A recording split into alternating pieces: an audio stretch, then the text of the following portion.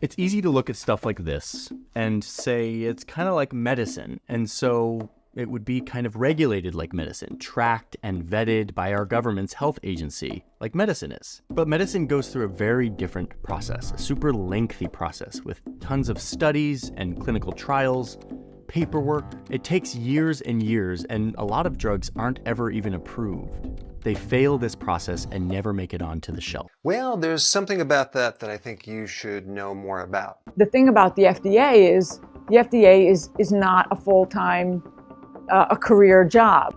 It's a few years on the FDA, and then they're being courted by the pharmaceutical companies. Yeah, and now let's take a look at the next part. FDA officials are supposed to be watchdogs over pharmaceutical companies. They're also constantly courted by pharmaceutical companies. You'll have a Merck going in and saying to somebody on the FDA, I'll give you $600,000 if you'll come and work on our regulatory committee to go into bat for us with the FDA. And they'll say, okay, well, I'll think about that. And then there'll be like a Pfizer will come in and say, well, we'll give you $800,000 a year to come in and work on our regulatory committee. And so it becomes like a bidding war like that. So the FDA knows that their next jumping off point to go from a lower paying government job to be a very lucrative pharma job on the inside, the manufacturing side, they know that that's part of their career path. So that, I'm sure, weighs heavily into their decision-making process. And so I'm not saying that supplement industry is not corrupt to a certain degree, but if you're implying that the drug industry doesn't have a massive control over the FDA, well, then you need to dig a little bit deeper into that topic. I mean, the rotation between people working for the FDA and the drug industry, and then back to the FDA and back to the industry, this is a well-known fact. And it's a well-known problem too, because certain drugs get pushed through without real good safety studies. And did you realize that 60% of medical reviewers that are in the approval process for these drugs, who then leave the FDA, go to not only work for the drug companies, but they consult the drug companies?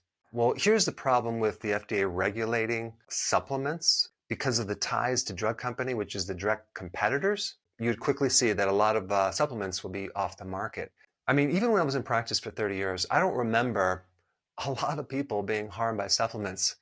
Generally, supplements are pretty safe. And supplements are in a whole different league than pharmaceutical drugs. And I'm going to bring up one aspect of this that might not relate directly, but indirectly it does. It's called GRAS, and that stands for Generally Recognized as Safe. This also relates to a lot of the chemical companies that are allowed to do their own testing, okay, without the FDA, and consider their ingredients safe. Companies are responsible for ensuring their products are safe, and in fact can often put new dietary supplements on the market without even telling FDA. That is a big loophole right now with all sorts of new chemicals that are coming onto the market and putting into our food supply. There's no FDA approval process for that. And so the next time you hear something that is GRAS, generally recognized as safe, realize that that is not through the FDA approval process. One of the supplements that gained popularity was called L-tryptophan. It was this health food supplement made of amino acids that claimed to help people sleep and lose weight. It sounded healthy enough until doctors found that people who took the stuff were developing blood and muscle disorders. So let's talk about this L-tryptophan because it's very, very interesting. Because in 1989, there was an incident where you had a dozen people die from apparently taking L-tryptophan. And just so you know what L-tryptophan is, it's an amino acid that can create some real interesting effects, helping you sleep. It has an antidepressive factor. It helps to curb cravings because it's a precursor to serotonin. Now, I just want to let you know, before this incident, 2% of every single household was taking L-tryptophan before this. So they did a big recall, okay? And the FDA banned the supplement. So to make a long story short, they eventually found out this problem was related to a batch of L-tryptophan that was contaminated through using a genetically modified bacteria. So anyway, it got contaminated, these batches got out, and it killed some people, which is terrible. And what you should know about this is about a year previous, Prozac was released on the market. It deals with this neurotransmitter called serotonin. And when this ban occurred, which was all over the news, several days later, there was a huge promotion for Prozac. And so they banned L-tryptophan for 16 years, which is roughly in the same period where the patents tend to run out on Prozac. But actually, I think the patents ran out in 2001, where they lost the monopoly over that product. I think their stocks just plummeted by several $billion. But after that, L-tryptophan was allowed to be used in the general market. And I don't even think a lot of people know the power of L-tryptophan. I mean, even if you think about this outbreak of E. coli from eating spinach, are they going to ban spinach for, 16 years? Probably not, but they definitely banned L-tryptophan, a natural amino acid, for a very long time. This meta-analysis, which used 84 studies and put it all together to find conclusions, found that vitamins and supplements were generally, quote, associated with little or no benefit in preventing cancer, cardiovascular disease, and death. Had a little bit of a benefit on treating cancer if you already have it. They also found that people with a high risk of lung cancer had an, quote, increased risk of lung cancer and other harmful outcomes by taking one vitamin, beta-carotene. Yes, there's several studies that show that certain antioxidants, like beta-carotene, for example, certain vitamins increase the risk of cancer. But if you notice and you read the study, they always use synthetic isolated compounds. You see, in nature, you never ever see one antioxidant. Okay, antioxidants are about donating electrons to free radicals, right? So it then borrows an electron from another antioxidant, and so it all works out fine. Of course, when you test in a lab, like beta-carotene, that makes sense that it would actually worsen cancer. So what this basically is saying is that vitamins don't work for like the big things, preventing the killers like cancer and heart problems, and they maybe even hurt us in some cases, depending on the supplement. A lot of people don't even know what vitamins actually do in the body. Like there's this extra thing that we may need and we probably get from our diet, so we don't have to worry about them. But if you look at your biochemistry, in order for that to work, you have what's called cofactors, and that's the vitamins and minerals that allow these chemical reactions to go from one point to the next to create this biochemistry. And they're very, very essential. And there's new testing now. It's called metabolomics that allows you to dig deep down and visualize what's happening with these biochemical pathways. One of the challenges in the field of supplements, okay, is that you have a lot of large companies that own the good majority of the supplement industry, which I believe has a huge interest in making big profits. So in other words, when you buy synthetic B1 versus natural B1, it's incredibly cheap. And then you hear these claims that, well, hey, there's no difference between synthetic and natural. They're both the same molecules. They work the same. I don't think so. 2/3 of all vitamins sold come from raw materials from China. And those are purely synthetic, okay? Those are industrial made compounds, ascorbic acid, thiamine, all these vitamins, right? They're made in a lab. Now, even if it's on the label, it'll say made in USA, it means put together. Where does the raw material come from? It comes from overseas in China. I personally sell supplements, and I've been criticized by selling supplements. They say, Dr. Berg, you shouldn't be selling supplements because you're in the business.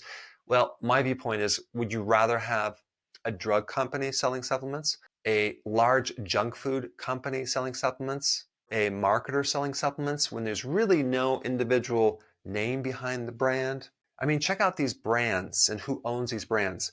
We have Nestle owning certain brands, Pfizer, Bayer, Clorox, Procter & Gamble, private equity firms.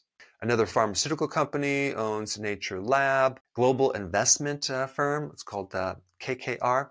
And then you have like Kirkland, which is owned by Costco. I mean, what's really bizarre is if you take the top selling vitamins, the multivitamins, the first ingredient is calcium carbonate, the majority of that product. Calcium carbonate is limestone. You're dealing with like this rock, and you're going to put that as a supplement. From my viewpoint, it's not the best type of calcium you should put in a supplement. And so when you read this label and you see all these chemicals put in there and the synthetic vitamins, are they really focused on quality? or they focus on profits. I spend a tremendous amount of time sourcing the ingredients in my products and making sure it doesn't come from China. I investigate the soils that these certain products are grown on. In fact, this is one of the reasons I'm actually creating a very large greenhouse to grow some of my own ingredients. So I'm going to create a lot of videos on it so you can see the soil. And I wish companies were more transparent about where their ingredients come from. I mean, even like my product with vitamin C, to make sure that vitamin C was natural, it was a lot more expensive than the synthetics, ascorbic acid, which, by the way, 90% of all of the vitamin C in the market is synthetic, ascorbic acid. It's made from cornstarch and sulfuric acid. It doesn't even come from any plants.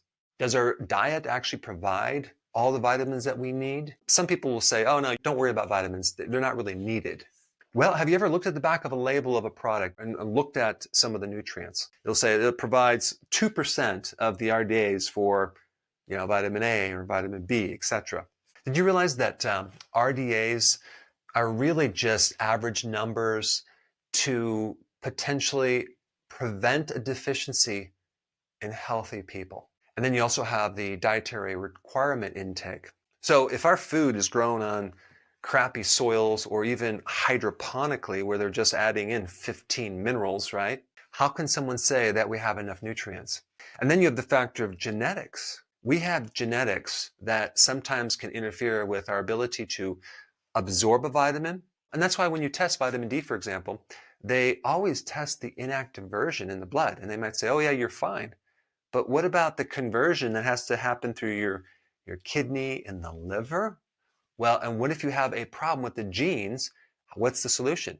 You have to take more. I mean, when I was reading some of these tests with people, they have a problem with vitamin C, they have a problem with B12 and folate. The point is there's a lot of barriers for these nutrients to go in our bodies, from absorption, from genetics, from the amount needed. Let's say someone has chronic inflammation, they have diabetes. Or what if they exercise a lot like I do, yet I was still deficient in vitamin C and glutathione? Why? Because I exercise a lot. And then when we get to other nutrients that are not necessarily vitamins, like the omega-3 fatty acids, specifically DHA, which is an anti-inflammatory, if you're consuming all these seed oils, okay, that's going to block your absorption of omega-3 fatty acids. And then we also have potassium, for example. The requirements for potassium are 4,700 milligrams. You'd have to consume a lot of certain things. A lot of people aren't aware that they need that much. And then let's just take folate. There's been studies showing that if you're deficient in folate, it can mimic the same damage to your DNA as radiation can cause to your DNA. Let's also look at the type of food someone eats. Let's say they eat a lot of grains. Well, guess what? Phytic acid blocks certain nutrients like zinc. And then let's say someone is a vegan and they're thinking that they're getting all their vitamin A because they're eating a lot of carrots, getting a lot of beta carotene. You have to realize beta carotene is a precursor. It's not the active form of vitamin A, which is like retinol, which is very high in egg yolks. You'd have to consume a tremendous amount of carrots. I think it was 45 pounds of carrots to get enough vitamin A for one day. And then you might be eating like walnuts to get your omega-3. Walnuts do have ALA, that's the precursor. It's not the active form, and that has to be converted into EPA and DHA. And you have to consume a lot of walnuts to have that happen. And so I'm not just picking on a vegan diet. I'm just saying that if you do a vegan diet, you have to make sure that you take certain supplements.